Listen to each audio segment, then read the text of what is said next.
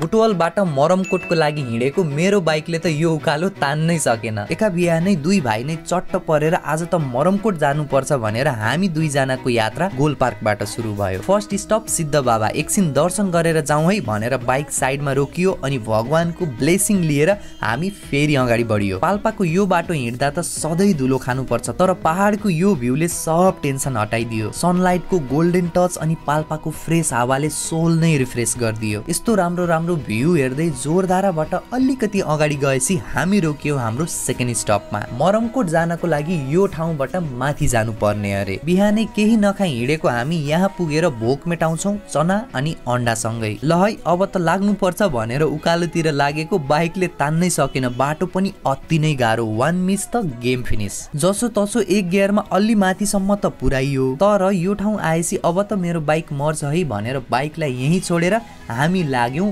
पैदल यात्रातर्फ। टाढैबाट यो मरमकोटको top view देख्दाखेरि नै कस्तो मजा लागिरहेको थियो। त्यहाँ पुगेपछि कस्तो देखिएला त भनेर। अनि टपमा पुगेपछि म त वाइल्ड नै भए नि। सायद मौसम राम्रो भएको बेला आएको भए, अझ क्लाउडी मौसममा आएको भए त यहाँको सिन पनि बबाल देखिन्थ्यो होला। तर यो पनि नराम्रो होइन, यस्तो दामी दामी भ्यू अनि नेचरसँग रमाउन पाउँदा अति नै खुसी लाग्छ मलाई। एकछिन मजाले इन्जोय गरेपछि हामी फर्किनतर्फ लाग्यौं। मोबाइलको ब्याट्री पनि डाउन भयो। बिहान 7 बजे हिँडेको हामी 1 बजे त घरै आएको थियौं। तपाईलाई कस्तो लाग्यो मरमकोटको भ्यू? यदि राम्रो लाग्यो भने this is the sign you should visit this place.